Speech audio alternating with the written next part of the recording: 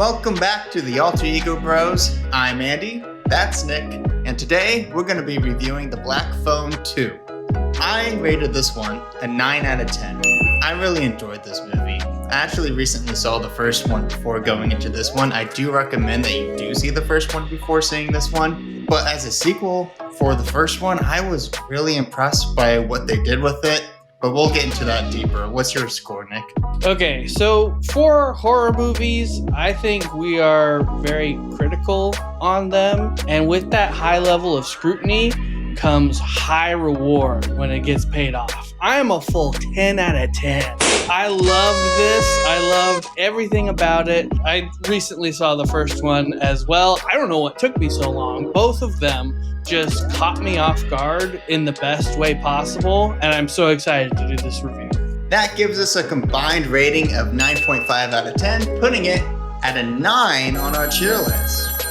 I was this close to giving it a 10 out of 10 too, but there were some moments with the special effects that just took me out of it. It got a little gimmicky at times for me, and so I had to bring that down just a little bit, but we'll discuss that a little bit further. However, let's start with the story first before we jump into that, because the story is, I think, my favorite part about this, because if you've seen The Black Phone 1, which, by the way, if you haven't, there will be spoilers of The Black Phone 1. I don't know if you can talk about a sequel without spoiling the previous movie, so just a heads up. I was so curious where they were going to take off from where it ended in The Black Phone 1, because the killer, the grabber, dies.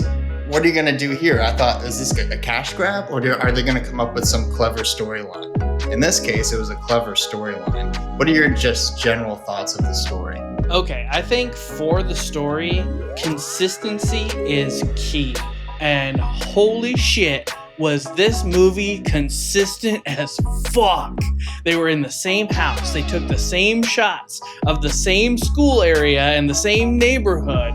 Everything just melted right from the first movie into the second movie. You could watch them back to back and just be amazed at how much is literally shot for shot the same. And I couldn't have appreciated that any more than I did. But to have the focus be on Gwen's character and her abilities versus Finn and his character was a good play. At the same time, Finn wasn't just like some throwaway background character either. You saw the added weight of the first movie, especially to Finn's character, and seeing him struggle like moving forward, and he knows he's got to protect his sister, but he also is scared and doesn't know how to do that. And eventually he learns he's got to let everything in the past go, and his sister can take care of herself for the most part. And it was just so satisfying. I think even the first movie was just very satisfying to watch, and this just bumped that up a whole nother level. One of my favorite parts is how close Gwen and Finny are. Their brother and sister bonding is just so humble, and they showed that so much in the first one. They continue that here in the second one too, which I also think is a really good play. You could almost assume with a sequel, like, oh, maybe they'll start bickering or go separate ways or something. It's like, no, like these two are like a tag team, and I really appreciated that a lot. They're also both going through a lot of trauma, which part of like what was so interesting about the relationship is like Finny is suppressing all of that, where Gwen wants to explore it, and that's where they can kind of butt heads a little bit. That creates such a cool dynamic, because no matter what, it can't be ignored and it has to be explored, so that's where they come together. Real quick, just because I just learned this and we're kind of talking characters right now, Ernesto, did you understand who he was in the movie? Like, oh yeah, it was the one dude's brother, younger brother. Yes. Which they didn't show in the first one. I'm about to blow your mind on a whole nother level, okay? The kid who plays Ernesto is the same kid that plays Robin. They brought him back from the first movie to play the little brother of his own character. How cool is that, bro? That's really cool. I learned that earlier today, and it blew my mind. I had no idea. This is also going to tie into the cinematography, but I do want to talk about how they displayed the real world versus this dream sequence. I loved the idea of this dream sequence. And they used this like fuzzy film grain to showcase that you're in this dream world, not in the real world. And they did it and tied it so beautifully.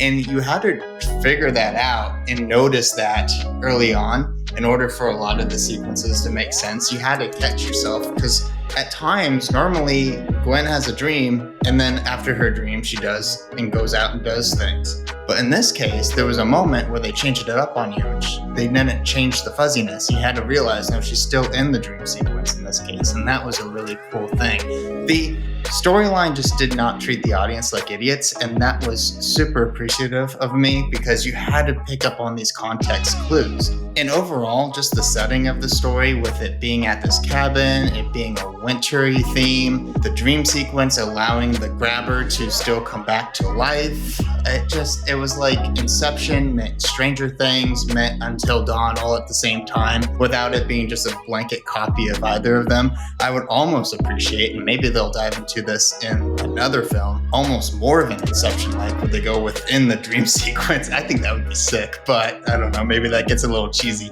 Another point you had about the story didn't have to hold the audience's hand. The characters actually did smart things in a horror movie. Like, anytime they got new information, they divulged it to everybody that they could. And so everybody was on the same page. Nobody was taken by surprise. Like, they acted like they wanted to survive a horror movie. And it was so refreshing.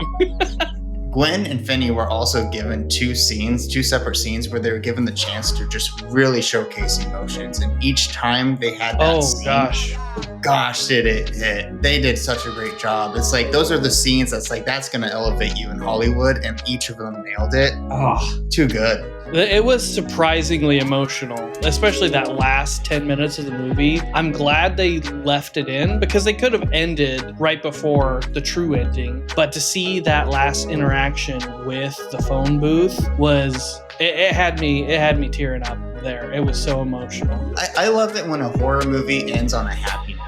I just think that that's the key to a good horror movie. We saw it in Sinners too. It's something about it just hits right. So we're talking about all these great things that we love about it. And so let's talk about the one criticism that I had, which was the special effects. In general, I love the special effects. There were moments where you saw the cut on the arm, and it just like, that looks like a real cut and real blood coming out of it.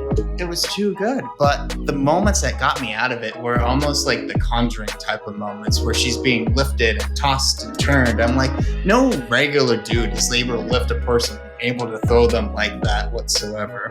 I didn't like that there was one moment she flipped out of bed and she was like spinning completely. It wasn't like she was falling over and spinning. It was like completely level, floating and spinning.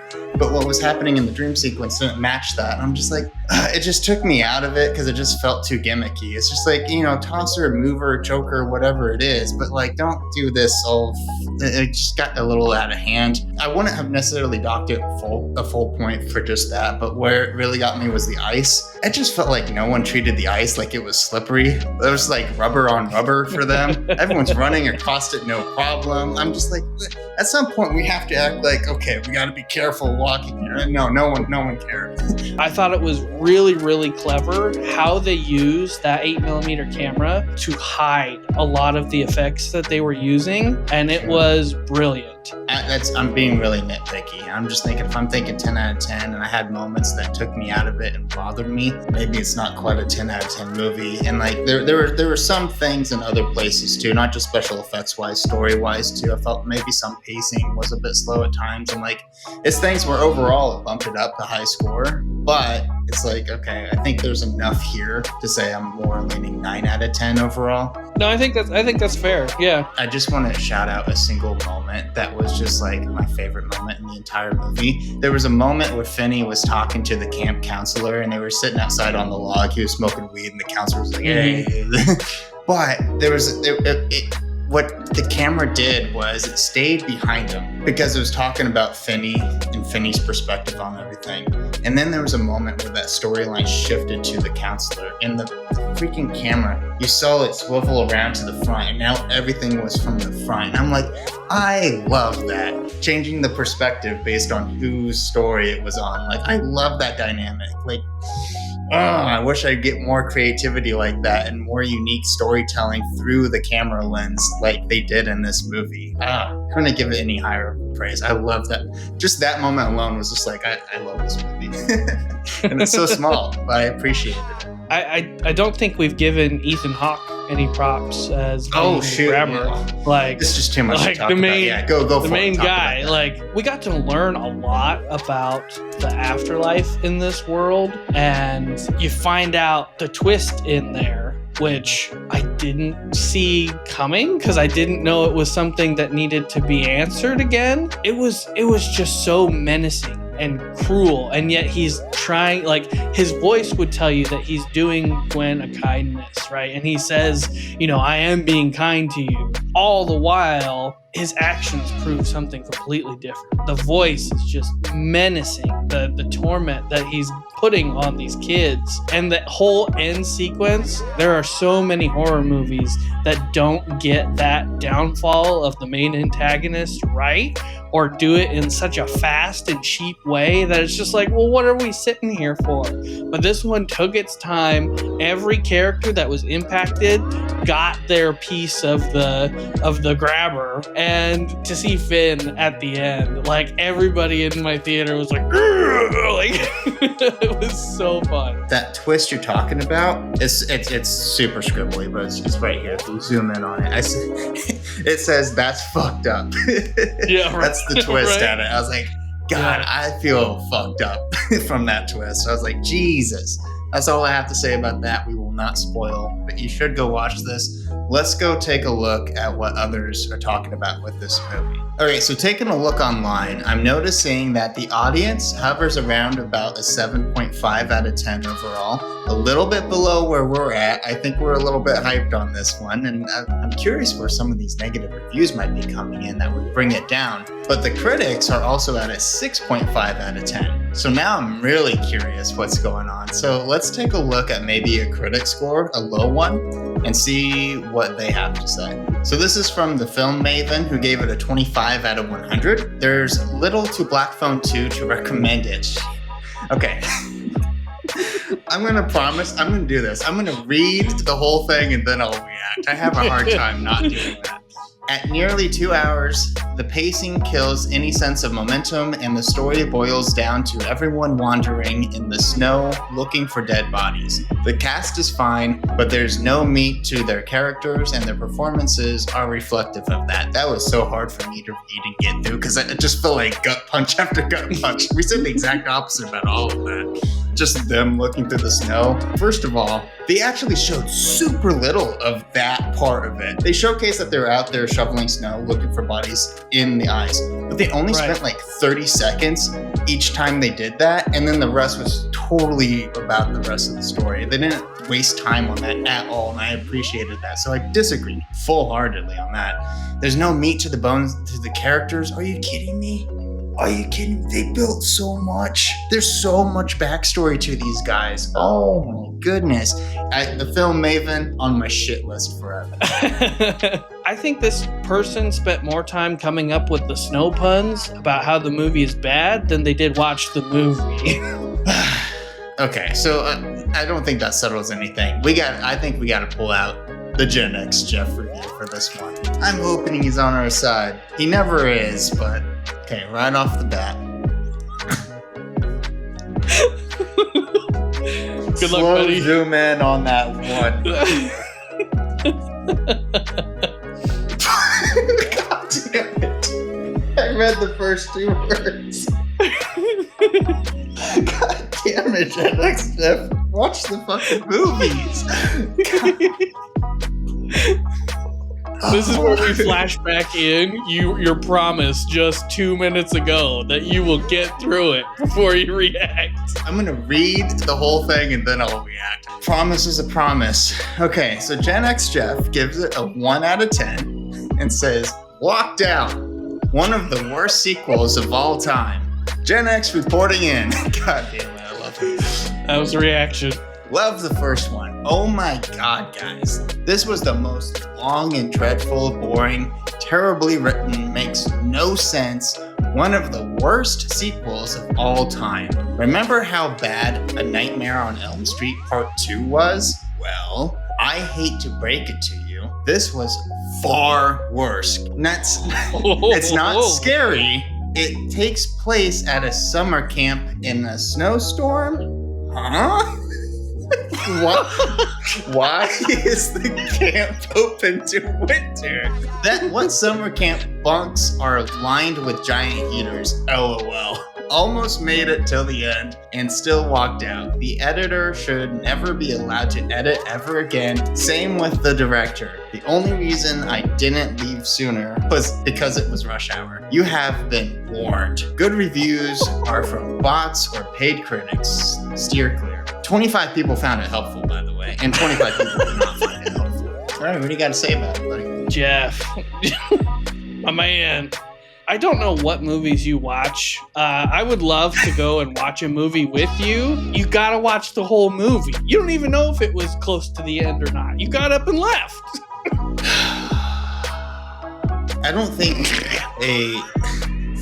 I literally don't know where to begin on this. I'm skimming through it being like, which part do I pick out? I'm picking out this one, I guess.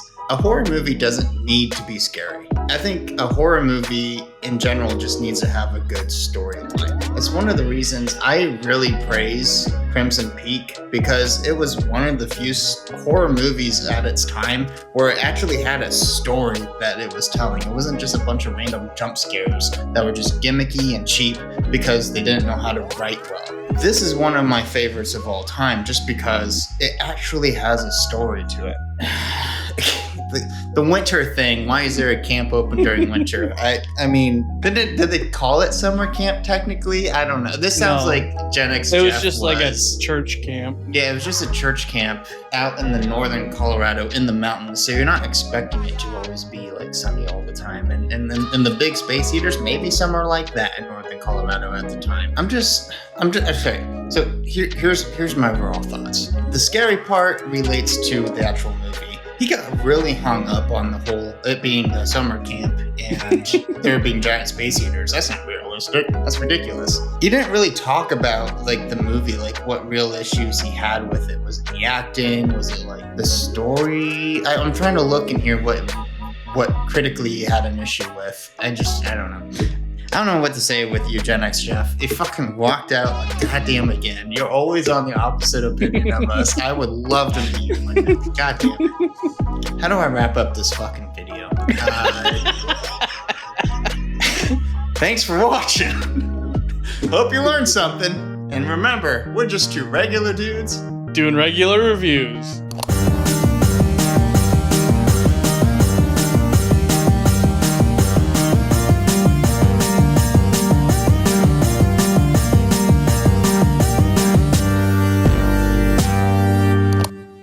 That took all of your energy. You were up here like the entire review. You read that one critic review and Jeff, boom. He just nosedived straight down. I don't even want to be around anymore.